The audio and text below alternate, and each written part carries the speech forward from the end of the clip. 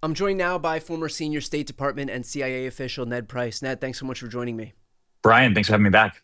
Ned, there is a major story regarding Pete Hegseth that's in the news right now, and that is that he tried to put forward a brand new Pentagon policy, expecting that everybody would fall in line. That is not happening in the slightest, with news organizations, not just from the left, but even from the right or the far right, opting to defy him here. So can you give a lay of the land of what's happening right now? Yeah, absolutely. Look, Brian, it's sometimes hard to keep track of all this because there are so many things emanating from this Pentagon that are alarming, that are dangerous, that are even corrosive to our democracy. And I actually think this one fits into all three. There was a directive that came out from the Pentagon around mid last month, and it basically told reporters you can continue to have access to the building as reporters have had for decades in places like the Pentagon and the White House and the State Department. But, and here's the big but, you can only do so if you agree to report only that information that the Pentagon itself has approved for release. So if you were to report on classified information or even information that wasn't classified, but that we tell you is sensitive, you're going to lose your access to the Pentagon. And some people might say, well, who cares if reporters have or don't have access to the Pentagon? If you're a reporter whose beat is Pete Hegseth and his team and the generals around him and what the Pentagon that's funded by $1 trillion annually in U.S. taxpayers, if that's your beat and you don't have access to the building, you're going to be at a steep disadvantage. And chances are you are not going to hear or gain access to the stories that are really important for the American people to know. Now, I should say Pentagon reporters have done an admirable job over the past month or so trying to soften this, and they've achieved some gains, but this is still a really pernicious policy that the Pentagon is putting forward. They're basically now saying, okay, fine, you don't have to show us your reporting before you print it, but look, you at least have to acknowledge that if you print something we don't like, you can lose your access to this building. And so is the ultimate goal here basically just to put themselves in a situation where they feel like their own access to be able to get to any of these people to continue doing their jobs is predicated on only publishing glowing stories about this administration in a way to kind of quash dissent? Yeah, it's absolutely an attempt to cow the press corps that covers the Pentagon and that has covered the Pentagon day in and day out for decades now. Essentially, what Pete Hegseth and the team around him wants, they don't want independent reporters. They want stenographers. They want Right. people who are going to write press releases rather than stories about them. And look, if you're Pete Hegseth, you might understand why you're a little nervous about independent reporters walking around your building. After all, you're the one who's sending classified information over Signal. You're the one who has fired or forced out, all of your top advisors, nearly all of your top advisors in the first month of your tenure. You're the one who has little access to the president and the broader administration. There are lots of unflattering things about this Secretary of Defense and the team around him. But the answer is not to essentially clamp down on their First Amendment rights. If you're Pete Hegseth, I think the better advice would be to do a better job and to be perhaps a bit more proud of the work you're doing and how you're doing it. So I want to put a list right here on the screen of all of the news outlets that refused to sign versus the one that did sign. So among those who refused to sign, I'm going to read this as quickly as I can. We have ABC News, the Alabama Monitor, Associated Press, Atlantic, Aviation Week, Axios, Bloomberg, Breaking Defense, CBS, CNN, Defense Daily, Defense News, Defense One, The Economist, Financial Times, Federal Times, Fox, The Guardian, The Hill, HuffPost, Military Times, MSNBC, NBC, New York Times, Newsmax, NPR, PBS, Politico, Real Clear Politics, Reuters, Task and Purpose, Wall Street Journal, Washington Examiner, Washington Post, Washington Times, WTOP. Of those who decided to sign on to this was, and I hope you're all sitting down for this, One America News. That's it. And so what does it say that even some of these very conservative outlets, like these are not, this is not like the Coalition to Defend Black Lives Matter exactly when you have, Wall Street Journal, Fox News, the Washington Examiner, the Washington Times, all signing on, all refusing to sign on to this effort put forward by Pete Hegseth. And so, what's your reaction to the fact that the only organization they did get to sign on to this thing was One America News, and that even plenty of these right-wing networks thought this was a bridge too far? Yeah, look, I mean, it's interesting and a very good thing that the Washington Times, the Washington Examiner, among others, signed on to this. But I think the really important one is Fox. And I say that not because Fox has the market share, really defines the narrative and the conversation on the right, but I say that because this is Pete Hegseth's former employer. Pete Hegseth would not be Secretary of Defense were he not the Fox News weekend host over recent years. And so when you say it like that, it makes it sound like it wasn't the sterling qualification that set somebody up to be Secretary of Defense. Yeah, it was untraditional to put it mildly, but perhaps that will send a signal to Pete Hegseth and the team around him that even he has gone too far for his former employer and his frequent host, the cable news show that he's frequently on. But look, I think there was also another notable element in all of this. Yes, these print reporters came together. Yes, the Correspondents Association from the White House and the State Department issued a joint statement. But I think what may be most notable is the fact that the TV correspondents came out with a joint statement and essentially rejecting this as that long litany of others did. And I say that's notable because this is an administration that craves the spotlight. They need attention. They need the press coverage that they know their boss, Donald Trump, is going to watch day in,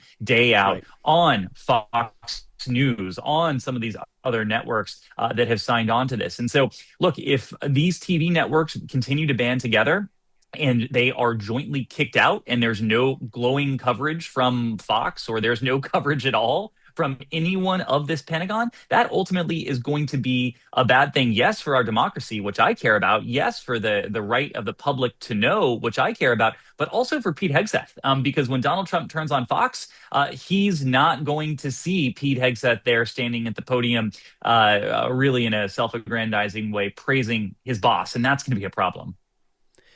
In your honest opinion, why do you think that some of these right-wing networks, and in fact, I'm just remembering now that even the Daily Caller, certainly far to the right of Fox and Washington Examiner and Washington Times, even they refused to sign on. Why do you presume that these news outlets decided to take this stand, knowing that in reality, they are probably going to give the exact type of glowing coverage that Pete Hegseth wants anyway?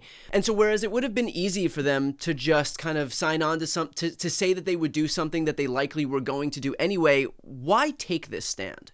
Yeah, so I think two primary reasons. Number one, and perhaps most importantly, this is so far-fetched, and this is just so outlandish that the Pentagon would ask independent news outlets, even though that have partisan affiliations on the right or that lean right politically, even they realize just how in contravention this is to their work that is protected by the First Amendment. The idea that they would have to pre-clear or that they couldn't ask certain questions or any questions they might like of officials in the Pentagon, even for Fox, even for the Daily Caller, the Free Beacon, or the Washington Times or others, that was just a bridge too far. But second, look, these news organizations, and in some cases that is a charitable term, they need to have some degree of credibility. Look, OAN has clearly decided that it is just a MAGA outlet, all MAGA, all the time, all glowing, nothing else. But, for the Washington Times, for the Free Beacon, for the Daily Caller, I think they do need to ensure their audiences and try to reassure them that they're not stenographers, and that while their coverage may often be positive, if not fawning towards this administration, that they're going to call balls and strikes as they see them. And if they were to sign on to this, I think any sort of perception that there was any bit of independence there would be totally eviscerated. So it's also in their interest to work with these other outlets in trying to shut this down. And so we've seen the effectiveness of these organizations coming together to get what they want. And it's very likely that there's going to be some change that has to take place, because otherwise, to your exact point, there won't be any coverage. And I think the last thing that a president who is solely focused on central casting and media attention wants is just a media blackout when it comes to the Pentagon. But then in that case, if the news outlets recognize the effectiveness of this strategy, why not employ it at other moments? Like, for example, when the AP was banned from the press briefing room for daring say that the Gulf of Mexico is still called the Gulf of Mexico, and not kind of adhering to the White House's edict that it just be called the Gulf of America. Yeah, look, you put your finger on something that's really interesting, I think. And my own view is that this stems from where these reporters are. This is the Pentagon Press Association. These are serious reporters who, day in, day out, aren't there chasing the political stories, who's up, who's down. They are there really covering the matters of national security, what this institution that, again, is the recipient of $1 trillion or so annually in U.S. taxpayer funding is doing, is not doing, how it's running, how it's not working in some cases. And so these are serious people, and they've come together in a serious way, despite some of the ideological divides in the case of some of these more partisan or politically leaning outlets.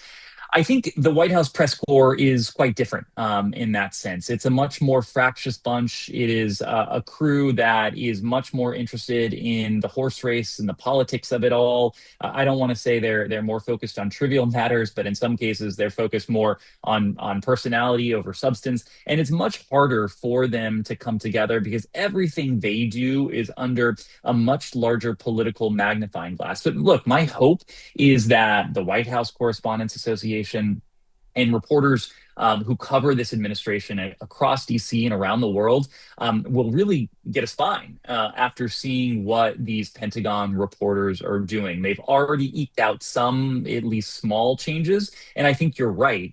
Given the stakes and given the possibility that Pete Hegseth is facing his own media blackout, I think they will extract more concessions. And in turn, I hope that provides a good lesson for their colleagues across the river at the White House. I don't know, Ned. I take issue with the suggestion that Marjorie Taylor Greene's boyfriend Brian Glenn is not a serious reporter.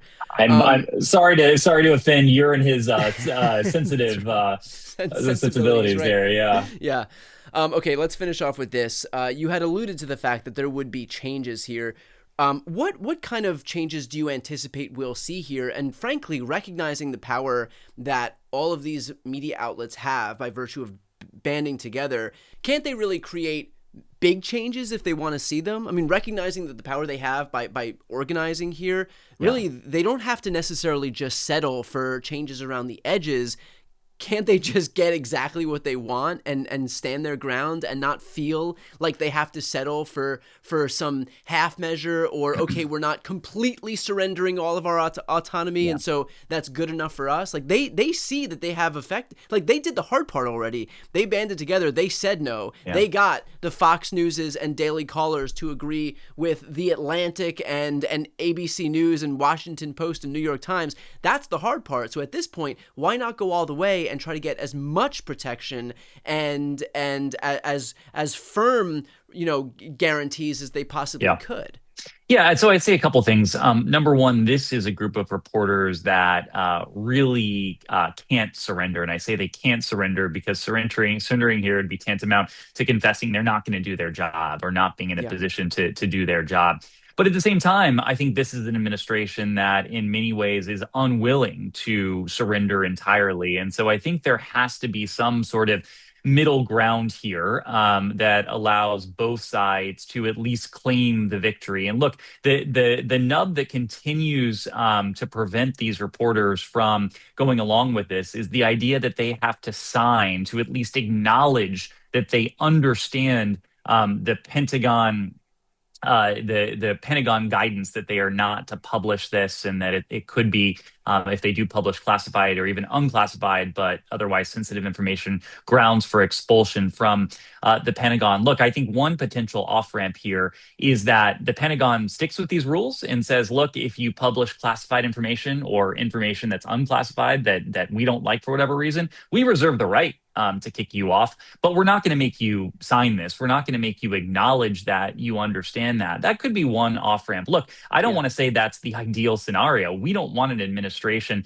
that even purports to dictate what independent journalists can or can't report. But at least that will get us off the impasse. And if reporters aren't forced to acknowledge or to sign, and they print something that the administration doesn't want, then we can save this for the next battle when the administration actually tries to make good on the guidance that it put out, and even if they didn't force reporters to sign this in the first place. We'll leave it there. Ned, as always, I appreciate your time and thank you for the expertise. Thanks so much, Brian. Good to see you.